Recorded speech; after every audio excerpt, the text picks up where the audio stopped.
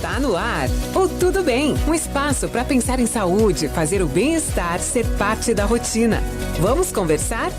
Tudo bem. Informação para você viver muito melhor. Helena Souza. Renata Fabrício. Eita, simbora, começou. Tudo bem com você? Tudo bem. Tudo bem com você? Agora tá todo mundo acordado. Agora Obrigada, tá todo mundo acordado. Minha pergunta de sempre é, tá tudo bem com você que tá escutando a gente? Como é que foi a semana por aí?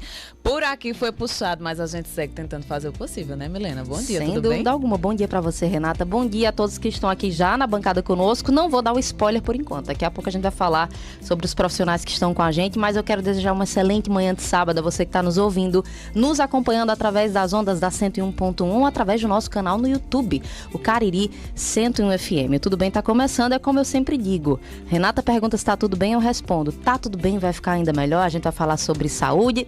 Não tem como ser melhor que isso, né? Não tem. Vamos se cuidar, gente. Lembrando que o Tudo Bem é um oferecimento de Dr. Luiz Severo, neurocirurgião especialista no tratamento avançado da dor crônica. Também de Dr. Napoleão Bezerra, psiquiatra. Cuide da sua saúde mental com quem é autoridade na área. Abraão Diniz, médico do esporte, especialista no tratamento para emagrecimento, performance esportiva e melhora da qualidade de vida para mulheres na fase da menopausa. E olha só, lembrando, Renata, que para participar do nosso programa é muito fácil, viu? Só falar com a gente através do nosso WhatsApp 3201-8651. Segue a gente também lá no Instagram, @PGM Tudo Bem. É PGM mesmo, tá? Programa abreviado, @PGM Tudo Bem. E aí você segue, vai conferir um bocado de assunto bacana que a gente publica por lá. O programa é no sábado, como a Renata sempre diz, mas ao longo da semana muitos assuntos são abordados lá na nossa rede social, não é isso? É isso, a gente consegue estender conteúdos exclusivos, médico respondendo perguntas. Exatamente. E a gente tem sempre aqui os melhores especialistas, viu? Muita honra. Honra grande mesmo. Olha só, hoje especificamente a gente tem dois grandes profissionais na bancada, né, que vieram falar sobre um tema que inclusive foi alvo Muito de pedidos, né, solicitações. A saúde do coração, né? Se fala tanto em doenças cardíacas, em males súbitos, e a gente fica sempre se questionando como evitar. Eu tenho me assustado muito porque eu tenho visto muitas pessoas jovens, né, passando por esse tipo de problema, cada vez mais. Enfim, fica essa preocupação. Então, para isso, Renata, a gente vai falar sobre saúde do coração. Como é que tá o seu coração? Tá bem? Então, né? Não tô sabendo, não tô... Olha vamos aí, saber, né? Vamos pergunta saber o que difícil a gente já tem no que fazer. início, né? Bom, vou apresentá-los então. Estamos na bancada aqui com o Dr. Abraão Diniz. Ele é médico do esporte, é consultor, tudo bem? Estamos dando as boas-vindas, é a primeira vez que ele está conosco. Já havíamos falado do Dr. Abraão nos programas anteriores, anunciado oficialmente a sua chegada como consultor, tudo bem? E hoje está na bancada com a gente também Dr. Rodrigo Vieira, cardiologista. É um companheiro de longas datas, né? Já estivemos juntos aí em outras empreitadas de informação sobre saúde. Um excelente dia, Dr. Abraão, seja bem-vindo. Bom dia, é uma satisfação estar aqui com vocês, né? Falando de saúde, dividindo a bancada com o Rodrigo, que é um grande amigo, um grande médico, inclusive é médico da minha família, né? Ele trata vários familiares meus, né, Rodrigo? Já nos salvou várias vezes, tenho grande admiração e acho que estamos aqui para passar informação a respeito de saúde e enriquecer o debate. Que bom. Bom dia, doutor. Seja bem-vindo. Bom dia. Primeiramente, obrigado pelo convite. É um prazer estar com essas meninas. Abraão, eu sou suspeito de falar. Ele já elogiou de cá, eu tenho que elogiar de lá, né? Porque, igual a ele aqui em Campinas, é completo. Eu disse, meu Deus, o que é que eu vou falar de lá da autoridade daquela quando eu vim pra cá? Mas vamos lá, vamos tentar. É isso aí. Simbora. Vamos lá. Vamos falar sobre saúde do coração. Renata tem muitos questionamentos, não tem? Eu sempre gosto de começar pela anatomia, pra ser bem didático com as pessoas, afiada, né? Viu? Eu gosto de explicar como é ali a arquitetura do coração, para que serve cada coisa. Vamos lá, Renata. O coração, eu brinco dizendo que o cardiologista primeiro devia fazer a faculdade de engenharia. A gente tem uma parte elétrica, uma parte hidráulica e uma parte mecânica. Como é que funciona basicamente o coração? A gente sempre escuta as coronárias. O que são as coronárias? Nada mais são que as artérias do coração. É o nome específico dado para as artérias que correm o coração. Só que essas artérias são as artérias que irrigam, que nutrem o músculo do coração. Ou seja, veja que eu falei irrigar, ou seja, a parte hidráulica irriga o músculo do coração que faz a parte mecânica. E novamente, essa parte mecânica, ela bate. O que é que faz esse bate? O sangue que entra no coração ele é espremido, vamos dizer assim, de certo modo, consequentemente ele vai para frente, ou seja, a parte hidráulica faz a parte mecânica funcionar. E isso tem que ter um ritmo para ela funcionar. É onde entra a parte elétrica do coração. A gente tem feixes cardíacos, na qual a gente tem um ritmo do coração, que isso aí tem que ser, vamos dizer, popularmente que a gente diz, bate em cima, bate embaixo, tem que ser uma frequência comum. Consequentemente, esse sangue vai para frente. Eu só queria deixar uma coisa bem clara. As coronárias, elas fazem parte da nutrição do músculo do coração. O sangue que percorre dentro do coração, o coração basicamente bombeia esse sangue para o corpo. São duas coisas que têm que estar em concomitância, porém, cada um faz sua função especificamente. A parte hidráulica fornece nutrientes para a parte mecânica funcionar, na qual a parte elétrica faz a parte mecânica funcionar com certo ritmo. E é muito interessante isso, né? Me veio aqui a memória, eu dou muito valor ao profissional que é humano, né? Que se preocupa com as pessoas. Até comentei com o Renata, antes da gente até mesmo fechar o tema de hoje, o programa de hoje, que eu tenho uma história com o Dr. Rodrigo. Ele, num momento muito difícil da minha vida, em que uma pessoa muito querida estava passando por um problema bem difícil, lembro que o senhor me recebeu no seu consultório, eu não pude levá-la no seu consultório, a gente teve uma conversa sobre a saúde dela e o senhor literalmente desenhou o coração para mim. Explicou como é que estava funcionando a saúde dela e o porquê que ela estava passando por aquilo. Eu acho que vale salientar. Quando o senhor falava da anatomia do coração, ele fala com muita propriedade, viu até desenho para os pacientes, é isso que a gente valoriza muito. Mas, doutor Abraão, minha pergunta é para o senhor agora, né? Antes de qualquer coisa, de a gente entrar especificamente no tema, já que a gente está falando de conceito, de que trata o médico do esporte? Eu sei que trata de inúmeras situações. Vamos falar dessa especialidade que é tão bacana e que chama tanta atenção? A medicina do esporte, ela é pouco tradicional, digamos assim, né? Poucas pessoas saem de casa dizendo, eu vou procurar um médico do esporte. A maioria das pessoas nem sabem que existe essa especialidade médica, é uma especialidade médica. Uhum.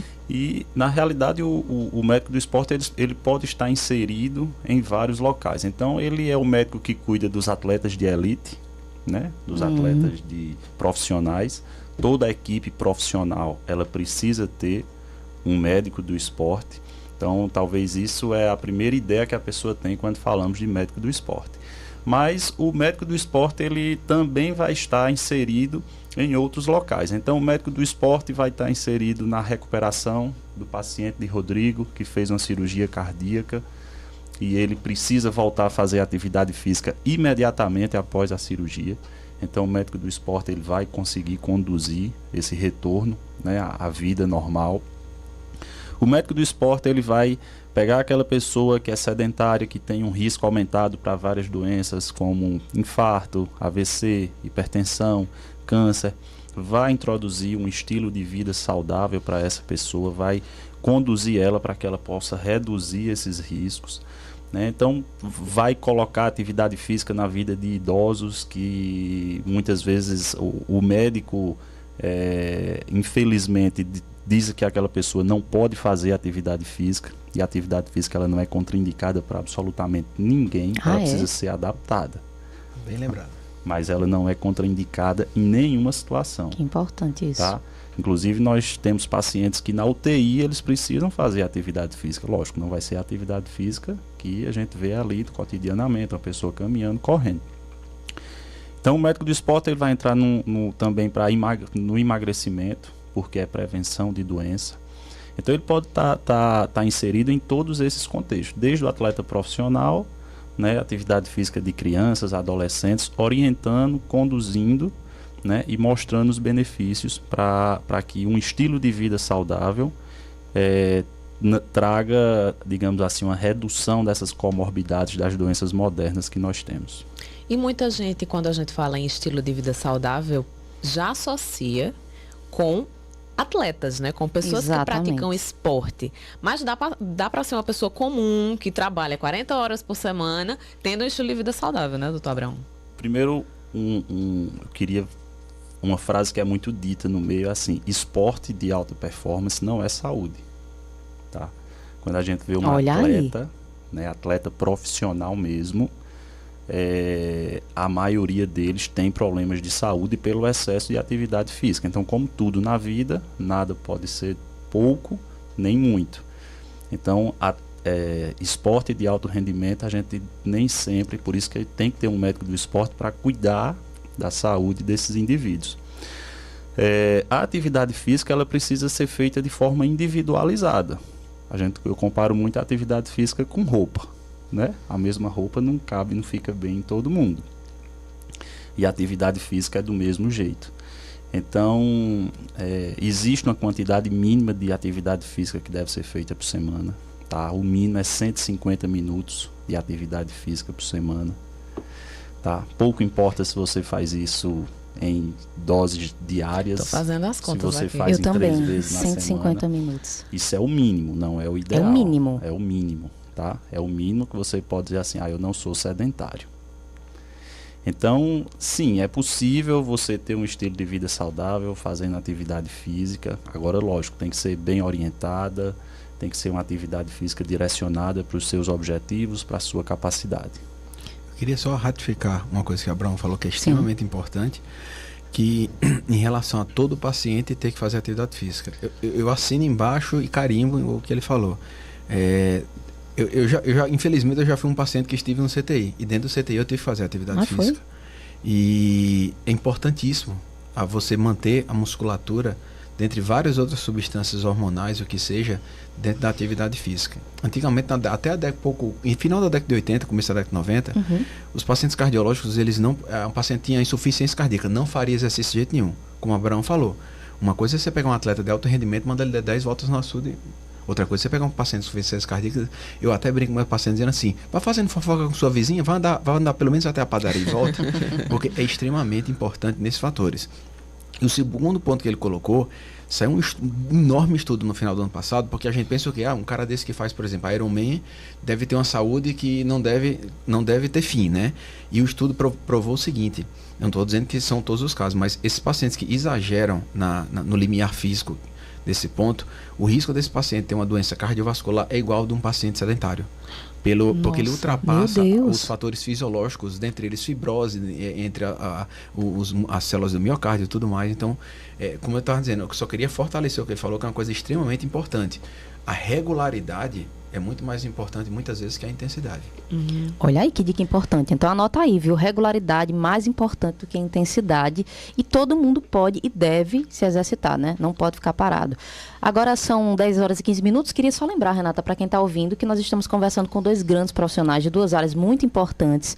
Uma é a medicina do esporte, médico do esporte, Dr. Abraão Diniz, e Dr. Rodrigo Vieira, cardiologista. O assunto de hoje, para quem chegou, sintonizou depois, é saúde do coração. Como é que está o seu coração por aí? A gente quer desmistificar, né? Falar de um jeito mais simples, mais direto, para que você possa colaborar com a sua saúde e também com a do outro, né? Quando a gente passa informação bacana, sem dúvida, a gente com certeza está salvando a vida da outra pessoa também.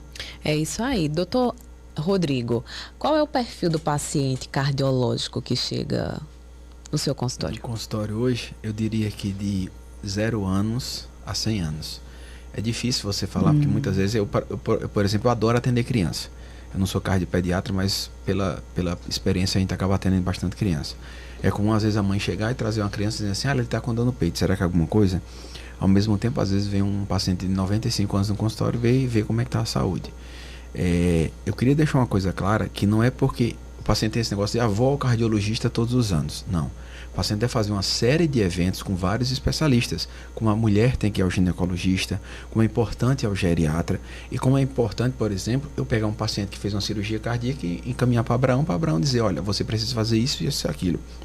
A gente tem uma noção do que faz bem para o coração. Todo mundo tem, é pouca gordura, pouco sal, mas o que especificamente? Quanto eu devo fazer exercício? O que eu devo comer? A medicação, tudo bem, a gente pode focar mais. Então, respondendo mais diretamente sua pergunta. O paciente cardiológico, ele depende de, primeiro, ele nasceu com alguma doença no coração, vamos começar aí. Se nasceu, essa doença é uma doença que tem boa evolução ou uma doença que tem a evolução não reservada, vamos dizer assim. Segundo, esse paciente adquiriu algo durante a vida? Era um paciente tabagista? Era um paciente sedentário? Era um paciente que se alimentava muito mal? Ou é um paciente que traz uma carga genética muito pesada, causando uma placa de gordura, por exemplo, dentro das artérias do coração? Consequentemente, a melhora da qualidade de vida dele, que eu acho que é o ponto principal daqui nessa nossa reunião, vamos dizer assim, vai modificar isso daí? O paciente, se ele modificar, se ele começar a fazer atividade física, se ele começar a subir escada, se ele começar a fazer o que pode melhorar? Saiu nos últimos estudos, você subir dois lances de escada por dia, diminui em 17% a chance de você ter um infarto. Caramba. Então acho que eu tô fazendo certo, viu? A gente mora num prédio que tem elevador e eu, vez ou outra, troco o elevador pelas escadas. Eu acho que já tô fazendo uma boa coisa. Começou bem. Olha aí, comecei bem. Falando nisso, doutor Abraão, o senhor citou um ponto bem importante, que é essa questão do sedentarismo. Eu sou sedentária e admito, infelizmente, tô tentando mudar, tá? Mas infelizmente é uma realidade. E a gente fala muito para pessoas comuns, como a Renata disse aqui. Nós conversamos com pessoas como nós, que querem ter uma vida saudável, mas que não são atletas, que não têm uma performance já desejável, né? Como é que faz para começar esse processo? Porque para destravar é difícil, né? Não só fisicamente, mas psicologicamente. O paciente que chega hoje, se eu chegasse no seu consultório, o que o senhor me diria? O que é que eu preciso fazer para iniciar e dar uma destravada na vida? Vamos lá, Milena. Primeiro eu quero dizer que você não está só nesse seu sedentarismo, né? Isso é um estudo da Lancet, recente, acho que tem pouco menos de 10 anos, e ela quantificou o sedentarismo em todos os países do mundo. E o Brasil ele tem 50% da sua população sedentária. 50%? Meu Deus. Então é muita gente, tá? É um outro país, né? Exatamente. Então, infelizmente, o sedentarismo ele vem sendo colocado na nossa cultura, né, em pequenas atitudes. Então, por exemplo, a educação física ela deixou de ser obrigatória na grade curricular das escolas, né? As crianças hoje elas são incentivadas a ficar em casa por vários motivos, por segurança, por falta de tempo dos pais. Então, as crianças elas já nascem sedentárias. Pela primeira vez, eu acho que essa geração que nasceu dos últimos 10 anos, isso também é um estudo que eles fazem, a prospectiva de como será que vai viver menos do que os pais. Nossa! Atribuído ao sedentarismo. Meu Deus! Né? Então, realmente, isso é algo muito sério, porque a gente sabe que uma pessoa que mesmo que ela não se alimente tão bem, mas que se ela faz atividade física, Rodrigo sabe disso, isso é um fator de proteção contra várias doenças. Só a atividade física, independente de qualquer coisa. Lógico, quando você associa isso à alimentação, sono, né, reposição hormonal, nutrientes, o que for necessário, a gente vai reduzindo cada vez mais esse risco. Então, o importante é começar, né? Às vezes as pessoas se privam de começar uma atividade física porque eu não tenho uma roupa. Qual horário? Não, todo mundo diz que o melhor horário para fazer atividade física é de manhã, mas eu só posso à noite.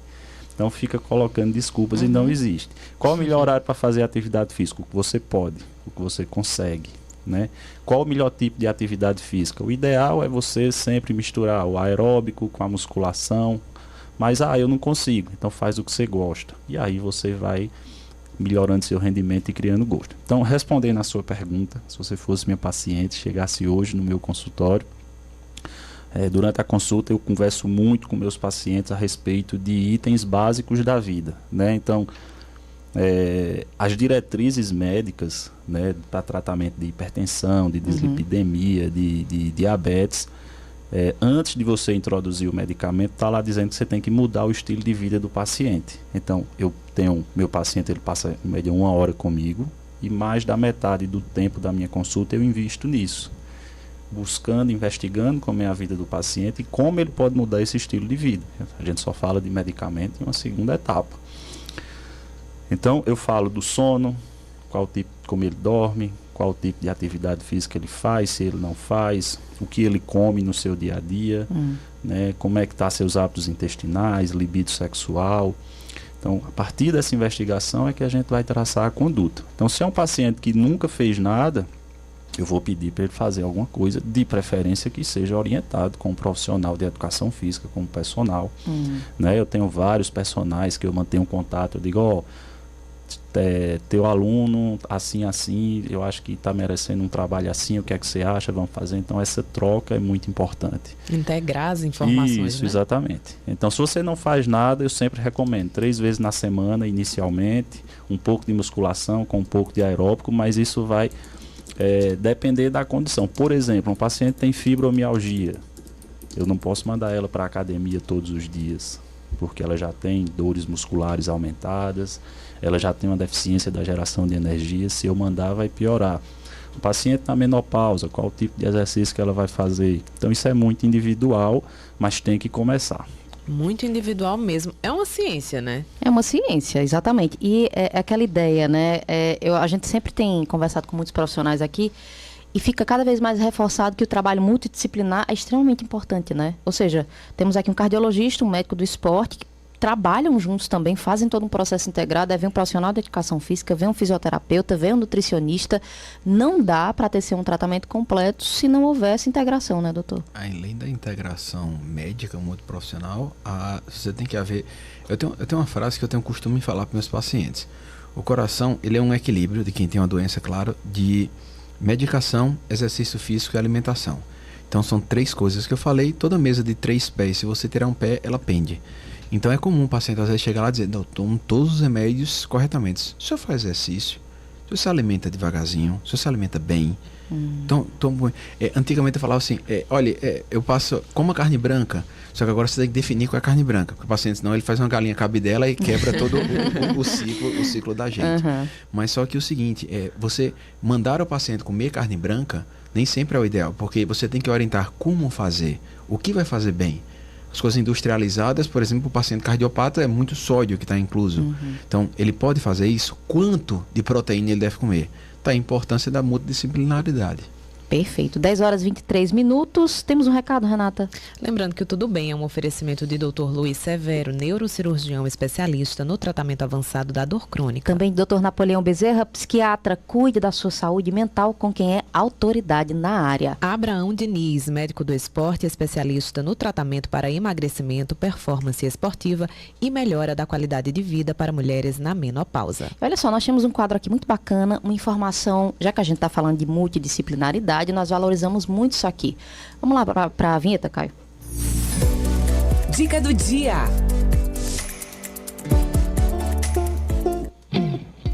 Como eu disse, né, nós valorizamos a multidisciplinaridade. A dica do dia é com a psicóloga Ana Karine Gonçalves. Ela vai falar um pouquinho, a gente está falando da saúde do coração, inclusive os profissionais aqui na bancada vão poder comentar a respeito desse assunto, mas há muita confusão também com os sintomas de ansiedade, sintomas de um possível mal súbito, né? Vamos ouvir um pouquinho o que seria essa ansiedade e que pode gerar uma confusão na cabeça. Vamos ouvir a psicóloga. Oi, tudo bem com vocês? Eu sou Ana Karine Gonçalves, psicóloga clínica da saúde, e vou falar um pouco sobre as diferenças entre uma crise ansiosa e um mal súbito. Primeiramente, é importante dizer que a crise ansiosa ela vai acontecer em pessoas que já deram alguns sinais de traços de ansiedade, certo? Como preocupação constante, antecipação negativa, medos irracionais e paralisantes. E na ansiedade esse medo paralisa, né? E eu fico ruminando o medo ou revivendo a situação angustiante mentalmente, né? Porque eu não consigo enfrentar fisicamente. É comum que a pessoa também sinta desconforto respiratório, dormência em algumas partes do corpo, dificuldade para dormir, tensionamento físico. Na crise ansiosa, é muito comum haver uma dilatação da pupila, o batimento cardíaco acelera, então é comum que tenha taquicardia, sensação de desmaio, opressão torácica, dificuldade para respirar ou sensação de afogamento, tremor ou sudorese nas mãos. Então, se você tem alguns desses sintomas e junto disso você tem um histórico de traços ansiosos, possivelmente você está tendo uma crise de ansiedade. Caso identifique alguns desses sintomas, após a crise é importante buscar um profissional de psicologia. A ajuda profissional ela vai ser fundamental para que você identifique quais são os seus gatilhos, reconheça antecipadamente quando está vindo uma crise e busque situações que vão te trazer alívio desses sintomas, né? Exercícios de respiração, meditação, pensamento positivo ou mesmo buscar uma pessoa de segurança e um lugar tranquilo para que você possa passar pela crise e voltar à sua vida normal até que essas crises possam ir ficando em remissão.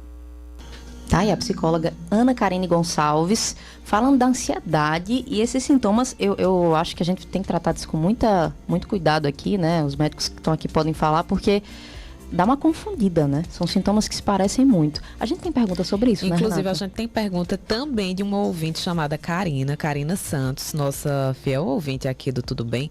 Ela diz assim: boa tarde, meninos, porque ela mandou de tarde nessa pergunta. Essa é a minha dúvida. Quando sabemos que estamos em uma crise de ansiedade? Tenho sentido algumas dores e não consigo distinguir se é cansaço físico ou é o miocárdio. Pergunta de milhão, ela mandou, né? A gente sempre fala assim, estudo, porque são as novidades, né, que aparecem. O ano passado, o New England Journal fez um estudo com 17 mil pacientes e pegou o seguinte: pegou 17 mil pacientes, a metade ele tinha ansiedade ou depressão de leve a moderada. A metade desses pacientes colocou para fazer atividade física regular, 3 vezes por semana, como a gente falou, e a outra metade em relação à medicação. Por incrível que pareça, a de atividade física regular saiu melhor do cuidado da depressão e da ansiedade do que o pessoal que fazia uso de medicação. Eu não estou dizendo que não é para fazer uso de medicação, mas na verdade provando que ela muitas vezes você ter uma liberação própria dos seus hormônios próprios, das suas substâncias próprias, é muito melhor que qualquer tipo de medicação. Quando é que você define isso daí? Principalmente após a pandemia, houve esse boom de doenças psicológicas, psiquiátricas e tudo mais. Porque eu sempre fui fã do psiquiatra, e antigamente era aquele especialista que era um pouco... A pessoa tinha vergonha. Tabu, né? E hoje em dia não. É provado que muita gente precisa dele para muito mais coisas, desde doenças do sono até outros fatores. O paciente, quando tem, muitas vezes, um problema psicológico, de ansiedade, o que seja, ele desenvolve outros sintomas, como a ouvinte aí falou, como dores articulares, como taquicardia, que é o aceleramento do coração, dores de cabeça e tudo mais. Esses sintomas a gente só consegue definir bem numa consulta e com exames. Por quê? Muitas vezes o paciente pode não ter nada e disparar o coração, por exemplo, numa crise de ansiedade, mas muitas vezes ele pode ter alguma patologia associada de base e, consequentemente, essa patologia ser como se fosse o gatilho por esse quadro de ansiedade. E é química, né? Quando a gente faz atividade física, é provado, é química. Acontece um negocinho bom. Sim. Reforçando o que o Rodrigo falou, né, e infelizmente isso acontece não só para esses transtornos psiquiátricos emocionais, né, para várias doenças. O paciente, infelizmente, ele deposita todas as fichas do tratamento no remédio, né? E a medicação, ela deve ser usada, sim, mas a grande parte das medicações que nós temos, né, com algumas exceções, elas precisam entrar, te ajudar a sair daquele quadro e você fazer sua parte para que você fique sem elas, porque a medicação ela vai parar de fazer efeito, né? Então eu brinco muito com meus pacientes, brinco não, né? Aconselho muito, no sentido de, se você não reduzir essa quantidade de gordura abdominal que você tem aí, se você não mudar seus hábitos, você conhece aquela pessoa, pergunta a ele, que anda com uma bolsinha cheia de remédio e que a cada refeição ela tira da bolsa 5, 10 comprimidos e ela toma todos aqueles, e aquele passa uma falsa sensação de que você está se cuidando e que a cada ano você está mais doente e tomando mais medicação, tá? Então essa é a realidade. E para as doenças psiquiátricas, emocionais, depressão, ansiedade, é a mesma coisa. Então, quanto mais você só apostar no medicamento, ter uma dieta ruim, né, uma dieta que inflama, infelizmente a gente não acredita, é pouco palpável ver a inflamação do cérebro, mas o cérebro é um órgão que está no nosso corpo. Então, se você é uma pessoa inflamada, tem uma gordura visceral alta, sedentária, tem hábitos ruins, consome coisas negativas, séries que só falam de morte, de assassinato, página policial, fofoca, seu cérebro vai inflamar. E com isso vem doenças, ansiedade, depressão, né? Então é importante ter hábitos saudáveis. Esse estudo que o Rodrigo falou é fantástico. Ele mostra que o poder da atividade física é superior à da medicação para o tratamento da ansiedade e da depressão. Então, essas pessoas que têm realmente ansiedade, depressão, elas têm uma dor física real, presente, causada pela doença. E que a atividade física ela é capaz de melhorar isso. Então, os nossos colegas que estão conosco aqui, né, no programa que você falou, Napoleão, todo mundo, todas essas especialidades, elas precisam ter a atividade física como base para que os tratamentos sejam bem sucedidos. Então, o tripé que Rodrigo falou, eu já uso um tripé um pouco diferente, parecido com o dele. Eu tiro a medicação. Para mim, o tripé essencial é atividade física, alimentação e sono. Se você não tem esse tripé, a medicação ela vai funcionar por pouco tempo. Então, isso é imprescindível na vida das pessoas. E as pessoas não fazem o básico. Elas querem que alguém faça por elas. E a medicação entra nesse contexto. Importantíssimo. Aquela história da saúde globalizada, né? 10h32, 10h32. Vamos para um recado importante, Renata. Vamos lá. Cuidar da saúde é fundamental e fazer isso com os melhores especialistas é sempre a escolha mais acertada. Dr. Luiz Severo é neurocirurgião, especialista no tratamento avançado da dor crônica, focado no tratamento menos invasivo da dor de cabeça, coluna e nas articulações. Marque sua consulta através do telefone 83 993 13 5151 ou 99887 5463. Olha só, tratar os sofrimentos mentais é essencial para uma vida melhor. Depressão, transtorno bipolar, esquizofrenia, demência, dependência química, autismo, TDAH e os transtornos da ansiedade. Se você enfrenta alguns desses problemas ou conhece alguém que enfrenta também, chegou a hora de procurar um psiquiatra. Dr. Napoleão Bezerra é uma das maiores autoridades na área. Garanta a qualidade da sua saúde mental e tenha uma vida melhor. Agende sua consulta na Integra Clinic através do 998886818. Buscando emagrecimento, melhora da memória, do sono, aumento da disposição e controle do estresse, isso é totalmente possível desde que se tenha um bom acompanhamento. Dr. Abraão Diniz é médico do esporte e promove tratamentos para emagrecimento, performance esportiva e melhora da qualidade de vida, com atenção especial para mulheres na fase da menopausa. Marque uma consulta através do 83993914412, na rua Pedro II, 407, Prata. 10h34, intervalinho rápido. Vamos beber uma água, né? Já que a gente tá falando de saúde, tô aprendendo, viu? A gente volta daqui a pouco com muito mais. Estamos apresentando Tudo Bem. Rádio Cariri, 101.1 FM. Voltamos a apresentar Tudo Bem. Helena Souza. Renata Fabrício. De volta, 10h38, estamos no ar. Esse é o seu programa Tudo Bem, seu espaço para falar sobre saúde e bem-estar integral. Hoje aqui com a gente o médico do esporte Abraão Diniz e o cardiologista Rodrigo Vieira. Milena. Exatamente. Olha, são 10h38. Nós temos um quadro aqui, outro quadro da programação, dessa vez dando vez e voz aos nossos ouvintes. Vamos lá. Estudo de caso. Isso mesmo, estudo de caso. A gente sempre traz relatos de ouvintes nossos que têm curiosidades, mas não são curiosidades pontuais. Geralmente são vivências pessoais e que levam a questionamentos importantes. Dessa vez, uma ouvinte lá de Pernambuco. Na verdade, ela é web espectadora, nos assiste pela internet. A Rubenita Maria de Souza tem 40 anos de idade. Vamos ouvir o que ela tem a dizer? Olá, bom dia para todos. Meu nome é Rubenita. Eu tenho 40 anos e há 5 anos atrás eu sofri um infarto agudo no miocárdio.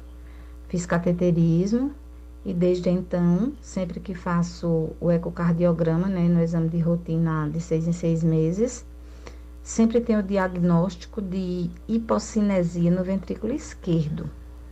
Daí o médico, ele sempre manda continuar tomando o Celozoc de 25 e o AS. Aí eu gostaria de saber do doutor se eu vou continuar tomando essa medicação pro resto da vida ou se tem algum outro tratamento para que eu possa parar de tomar essa medicação. É o que é que o médico me diz. Vamos lá, na verdade, um assunto que preocupa, né? Porque, pelo que ela disse, ela teve esse infarto com 35 anos de idade. Eu tô às portas de 35, então já é outro gatilho, assim. O que será que leva uma pessoa a infartar tão cedo? Eu queria que o senhor respondesse isso e a pergunta dela também, né? Vamos lá, eu vou por partes aí. A principal causa de morte no mundo a partir dos 35 anos de idade é doença coronariana. Era AVC até 2018, passou para ser doença coronariana. Hoje, a gente tem os países que mais infartam, dentre eles os Estados Unidos, quem já foi lá sabe, pelo estilo de vida alimentar. Você pega especificamente, por exemplo, a população do estado do Texas, 57% da população é obesa. Veja que eu não falei sobrepeso, eu falei obesa. Então é algo assim absurdo. Quando a gente viaja lá, é ótimo, você come um sanduíche, chega no meio da viagem, você já está ali saturado. Como é que a pessoa consegue manter aquele estilo de vida? Eu começo na alimentação. Segundo, genética. Quando você tem casos na família de homens abaixo de 45 anos que infartaram e mulheres abaixo de 55 anos que infartaram, não é que após essa idade você não vai contar, mas a genética é mais forte para transmissão, principalmente em até parentes de segundo grau, tá? Em segundo lugar, em relação à colega a ouvinte do que ela perguntou. Ela teve um infarto agudo do miocárdio com 35 anos e ela tem uma hipocinesia do ventrículo esquerdo. O que é isso? O que é isso? O ventrículo esquerdo é a câmara cardíaca. A gente tem 4 câmaras no coração. O ventrículo esquerdo é a principal câmara do coração, na qual ela, quando faz a contração, como eu falei no começo, ela bombeia o sangue para o corpo. Então, você tem que ter uma cinesia, ou seja, um movimento igualitário das paredes do ventrículo esquerdo.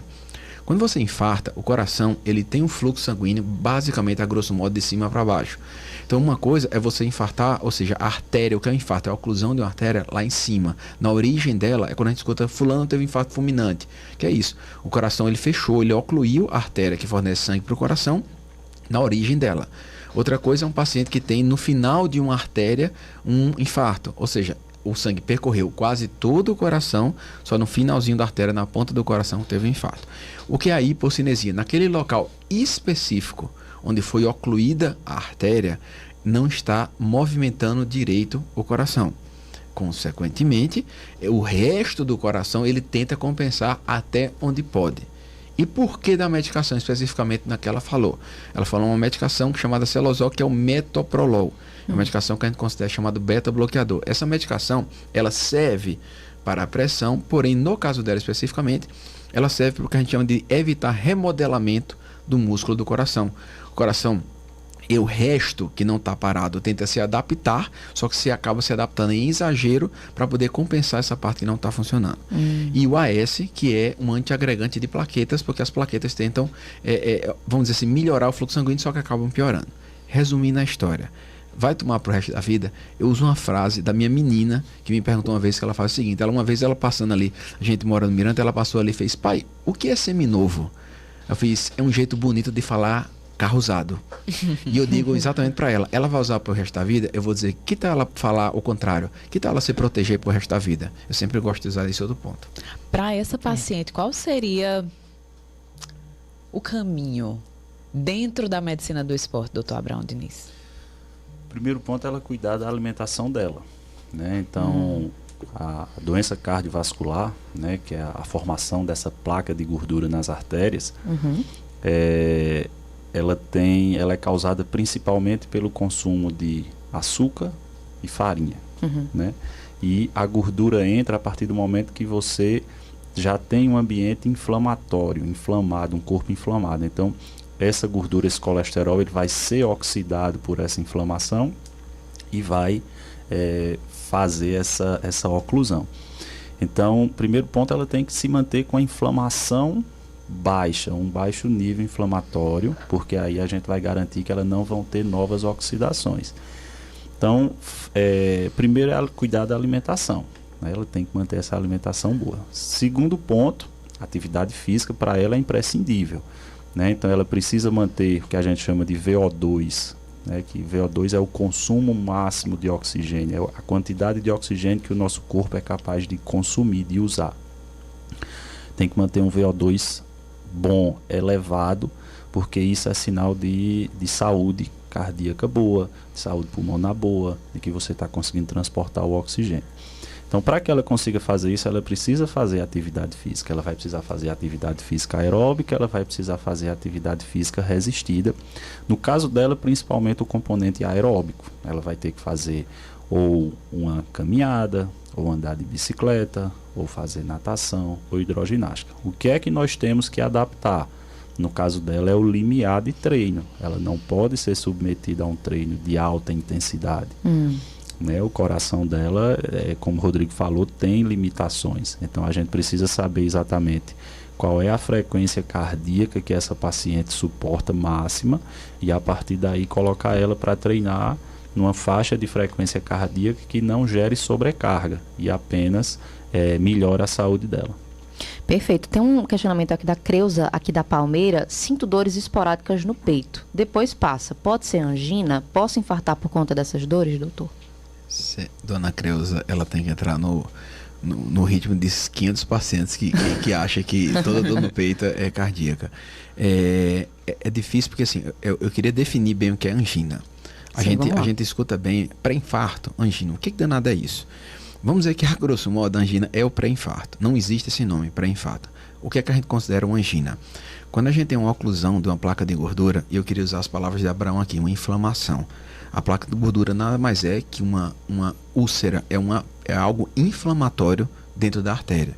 E dependendo da sua alimentação ou da ausência de algumas medicações ou da sua qualidade de vida, isso pode piorar ou melhorar. Por isso, quando você tem placas de gordura, a gente define quando são leves, moderadas e graves.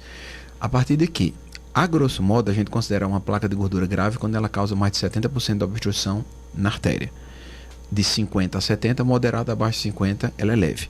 A partir de 50% de obstrução na artéria, ela pode, ou normalmente inicia-se sintomas leves, que a gente chama de angina estável. Esse paciente é o paciente que menos vai ao consultório. Por quê? Ele esse nome se dá estável porque a placa de gordura ainda é estável. Então, consequentemente, é o quê? Aquele paciente que dava 3 voltas no açude, mas ele ainda consegue dar 2. Por que ele dói o peito? Porque, consequentemente, quando ele acelera o coração, ele precisa mais de fluido sanguíneo. Consequentemente, como tem uma placa de gordura entupindo parcialmente o coração, esse sangue não vai percorrer o coração. Consequentemente, o músculo do coração vai precisar do sangue e não vai ter, causando igual quando se a gente fizesse, acelerasse o passo e a canela da gente queimasse. Essa é a angina. Como é a característica de uma angina? Normalmente é uma dor, a angina estável, que precisa de um gatilho. Esse gatilho normalmente é frio, estresse emocional ou físico. Sim.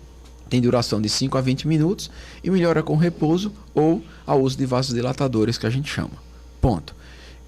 Qual o próximo ponto? Angina instável. O próprio nome já diz. Nada instável é tão bom. Então já é uma placa mais grave, que causa mais transtornos, é esse paciente normalmente que procura a gente. Porque isso daí é aquele paciente que, novamente, como o Abraão falou, que vai pentear o cabelo e já cansa. É o paciente que... tem uma paciente que me marcou muito, ela falava na novela, doutor, todo final de novela dá dor no peito. Porque a placa dela estava tão grande que no final da novela, sei lá, o mocinho ia beijar a mocinha e ela aumentava ali 5, 10 batimentos, a pressão aumentava um pouquinho, já era o suficiente para causar dor no peito dela. Meu Deus. Então, o próximo passo é o quê? É o infarto. Que aí sim, você não tem o fornecimento mínimo de sangue para ter pelo menos um funcionamento básico das células do coração. Então podem ser sinais de que você pode chegar a infartar um dia. Exato. Tá aí, um alerta muito importante, viu? 10 horas e 48 minutos. Só quero lembrar aqui que se cuidar, na verdade, que cuidar da saúde é fundamental e fazer isso com os melhores especialistas é sempre a escolha mais acertada. Dr. Luiz Severo é neurocirurgião, especialista no tratamento avançado da dor crônica, focado no tratamento menos invasivo da dor de cabeça, coluna e também nas articulações. Marque já sua consulta através do telefone 839-9313-5151 ou 99887-5463. Falando nisso, ele é nosso consultor master aqui na programação, não poderia deixar de participar. Temos um quadro novo, né? Estamos estreando hoje. É um quadro especificamente da neurocirurgia, o Minuto Sem Dor. Vamos ouvir, doutor Luiz? Você sofre de enxaqueca e nada melhora a sua dor de cabeça? Fique atento a novos tratamentos que podem trazer controle de sua dor e qualidade de vida. A gente sabe que enxaqueca é extremamente incapacitante. Aquela dor de cabeça que tem náusea, vômito, latejante, piora com a luz, piora com barulho. Às vezes, o cheiro de alguns alimentos também piora. E muitas vezes podem ser diárias e acabar acontecendo o abuso medicamentoso, que esse é o grande perigo. Atualmente, o tratamento da enxaqueca de maneira avançada é feito utilizando a toxina botulínica, conhecidamente como Botox para enxaqueca, aquele mesmo usado estético, só que em pontos específicos, num protocolo específico. Ou mesmo a utilização de injeções subcutâneas, como se fosse aquela insulina, que também é aplicada com a medicação específica para enxaqueca, uma vez no mês. Isso traz qualidade e controle de crises. E por fim, temos os bloqueios de nervos na parte posterior da cabeça, cabeça, que também podem paralisar a percepção de dor, trazendo, portanto, retorno às atividades escolares, retorno às atividades laborais e até vida social e sexual. Portanto, se me procure um especialista. Tá aí, Dr. Luiz Severo, neurocirurgião consultor aqui do nosso programa, né, com 1 minuto, trazendo uma dica muito importante, ele que trata da dor crônica, né, um dos melhores especialistas na área, não só em Campina Grande, mas em toda a região. 10 horas e 50 minutos, o tempo está quase finalizando, Renata, mas dá tempo ainda. Mas eu ainda queria fazer uma perguntinha ao doutor Abraão Diniz. A gente estava conversando no intervalo sobre os exercícios que ele falou, que são importantes para a gente fazer, né? E eu confesso que eu, Renata, acredito que não só eu, mas muita gente acha musculação chata. Eu acho também. Então, vamos conscientizar por que a musculação é importante? Vamos lá. Geralmente, quem acha musculação chata é porque teve uma experiência negativa, né? Muitas vezes você chega numa academia, nunca teve contato e o primeiro contato te jogam lá, você olha para aquele equipamento, não sabe como funciona direito. A pessoa que está ao seu lado já está lá há mais de 1 ano, faz com a carga elevada, um movimento bonito, né? E isso vai desestimulando você a gostar. Você tem muita dor muscular no dia seguinte, mas a musculação ela pode ser dinâmica, sim, tá? A musculação ela não necessariamente precisa ser aquele treino que tem aquela ficha ABC da academia. Um dia você faz perna, outro dia você faz braço, isso é o tradicional. Então o ideal, né, é que você faça o treino acompanhado por um profissional, por um personal, faz muita diferença, né, principalmente para quem não gosta, porque você consegue se motivar, você consegue fazer treinos diferentes dentro da sua capacidade, evoluir carga e ver um resultado melhor. Mas aí, por que a musculação é tão importante? Então, principalmente após os 40, 50 anos, tanto o homem como a mulher começa um declínio hormonal muito importante, né? No caso do homem, a testosterona começa a cair, então a gente vê sinais de aumento da gordura abdominal, da barriga, redução da musculatura do quadríceps, perde os pelos na perna, libido sexual, potência sexual vai cair. E na mulher, a menopausa, né? A menopausa, como a gente, clinicamente, eu só posso dizer que uma mulher está na menopausa quando ela passa 1 ano sem menstruar. A partir daí ela está oficialmente na menopausa. Só que essa oscilação hormonal, ela começa 6 anos antes. Então a mulher já entra na pré-menopausa 4 a 6 anos antes de estar na menopausa. E a redução desses hormônios na mulher, do estradiol, da progesterona, da testosterona, vão trazer consequências. Então, vão aumentar o risco cardiovascular, primeiro, porque vai aumentar a inflamação, porque aumenta a gordura visceral e também esses hormônios têm fatores protetores cardíacos, né? Vai reduzir a massa óssea, porque tanto o estradiol como a testosterona ajudam o osso a se manter forte e vão aumentar o acúmulo de gordura. Então, a musculação ela vai te ajudar a aumentar os níveis desses hormônios mesmo sem fazer reposição hormonal. Ela vai ajudar a manter seu osso forte. Ela vai ajudar a reduzir a perda muscular, né? Que a cada 10 anos nós perdemos 20% da nossa massa muscular a partir dos 40. Então a musculação é a única atividade física capaz de reduzir esses danos. Então se você quer ser aquela idosa, né, ou aquele idoso que é capaz de carregar seu neto no colo, de carregar sua sacola de compras, de dirigir, de levantar da cama só, de levantar do vaso sanitário só, tem que fazer musculação. O contrário disso é aquela imagem que a gente vê muito, né? Aquele idoso que anda arrastando o pé, que para levantar do sofá ou da cama exige muito sacrifício, que tem fratura de colo de fêmur, né? Precisa colocar uma prótese. Que todo mundo vive com essa realidade, ou de algum familiar ou de algum conhecido. E a musculação ela é capaz de reduzir esses danos e de retardar. Tá aí, me convenceu, né? É preciso, Renata, não tem como fugir, viu? 10 horas e 55 minutos, 10h55, tempo encurtadíssimo, né? Já aqui nesse clima de despedida, mas como sempre, antes de finalizar, a gente pede uma dica de ouro, né? Uma dica importante dos dois, já que a gente tá falando aqui de dicas para viver melhor, para ficar tudo bem. Resumidamente, antes da gente concluir, doutor Rodrigo? Prevenção é a palavra-chave de tudo. Não adianta você chegar para mim, nunca é tarde começar exercício, mas a prevenção, desde o que você fez da sua adolescência, seu estilo de vida, da sua alimentação, níveis de estresse, qualidade do sono, tudo isso é extremamente importante para você ter uma vida saudável. A gente considera fatores modificáveis e não modificáveis na parte cardiológica. Não modificáveis, sexo, etnia e idade, isso a gente não tem como modificar. Mas peso, diabetes, hipertensão, tudo isso a gente tem como modificar. E se você tem a capacidade, como a gente falou no começo do programa, de modificar com mudança do estilo de vida, para que a gente seguir para o próximo passo, se a gente pode entender que a gente mesmo pode mudar tudo. Essa é a dica do cardiologista de hoje. Maravilhosa, doutor Abraão. Primeiro é que não tem idade para atividade física, tá?